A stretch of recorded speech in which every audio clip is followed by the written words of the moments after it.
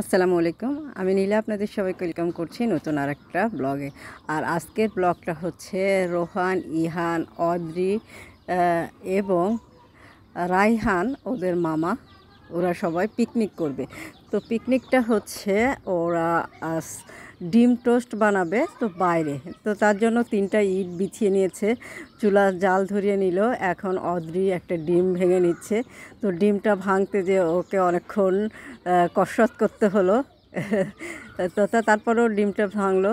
এখন রোহান এটার ভিতরে দিয়ে দিবে, মানে 3জনে মিলে করবে।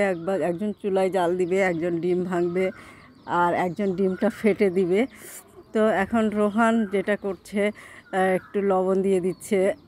লবণের মুখটা অদ্রি খুলতে পারলো না, চিনির মুখটা। তো রোহান এখন চিনি দিয়ে দিবে 2 চামচ মতো একটা ডিমের ভিতরে, আর একটু লবণ দিয়ে দিবে। দিয়ে ডিমটা ভালো করে ফেটে নিয়ে ওরা 3জনে মিলে ডিম টোস্ট বানিয়ে এখন ডিমটা খাবে, এই ডিমের টোস্ট খাবে।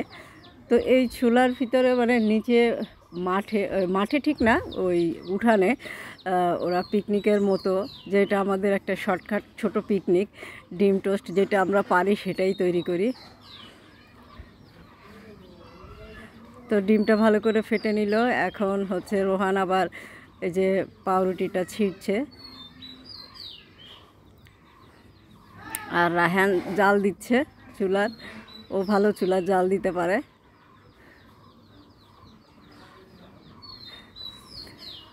পাতাগুলো নরম হয়ে গেছে, যার জন্য একটু ধোঁয়াটা বেশি হচ্ছিল।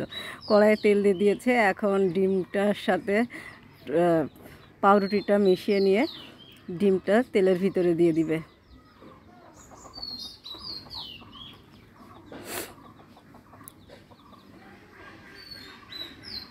তো 3 পণ্ডিত রান্না করছে।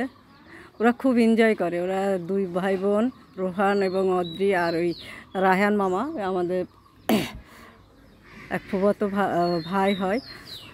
তো সারাটা দিন একসাথে খেলাধুলা, গল্প, যখন আমরা গ্রামের বাড়িতে আসি খুব মজা মাস্তি করে, এবং 3জন খুব বন্ধুর মতো সম্পর্ক।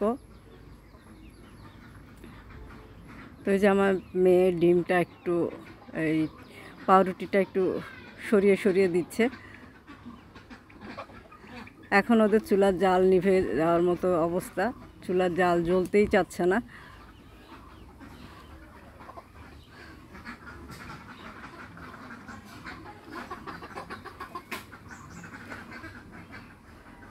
তো আসলে আমি যখন গ্রামে আসি, আমিও ওদেরকে আনন্দ যেটা করতে চাই করতে বাধা দেই না।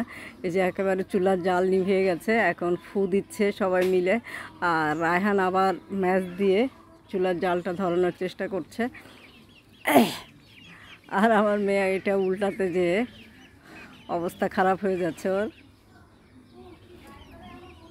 তো যেটা বলছিলাম, ওরা যখন আনন্দ করে আমি আসলে ওইভাবে বাধা দেই না, যেটা বলে সেটা করতে দেই, যে যাতে এইগুলো ওদের স্মৃতি হয়ে থাকে, বা এই ছোটোবেলার এই মেমোরিগুলো ওদের যেন ভালো একটা মেমোরি পায় আর কি, মানে মেমোরি থাকে।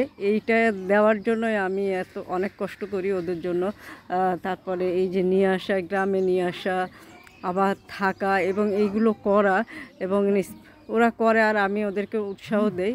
মানে অন্যভাবে কিছু বলি না, যে না করো না, এরকম বাধা দেওয়া কিছু বলি না। আমি আরও যতটুকু পারি হেল্প করার চেষ্টা করি। তো এটাই ওদের আনন্দ। ওরা খুব আনন্দ পায়, খুবই, যেই কয়দিন থাকে খুবই মজা পায়।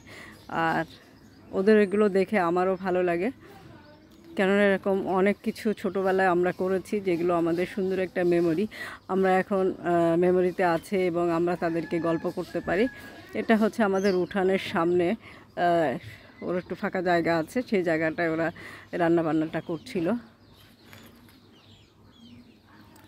পিচ্চি বাচ্চা অনেক থাকে বাড়ির আশেপাশে, মানে আমাদের পিচ্চি বাচ্চারা ওদের সব পিচ্চি বাচ্চার সাথেই ভালো ব্যবহার করে, তো এই জন্য সবাই আসে। এখন ওদের ডিম টোস্ট বানানো শেষ। 3জনে মিলে খুব কষ্ট করলো। সন্ধ্যার নাস্তা ওরা নিজেরাই বানিয়ে খেলো।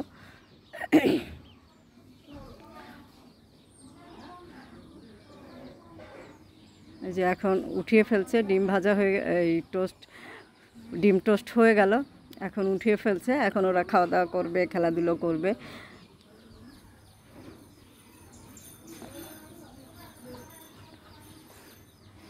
তো ভিডিওটা মোটামুটি শেষের দিকে, সাধারণ ব্লগ এটা, কোনো রান্না ওইভাবে স্পেশালি কিছু না, তারপরেও বাচ্চাদেরকে একটা সুন্দর সময় কাটানোর সুযোগ করে দেওয়া, এটা আসলে সবার মেন্টালিটিতে কিন্তু আসেও না।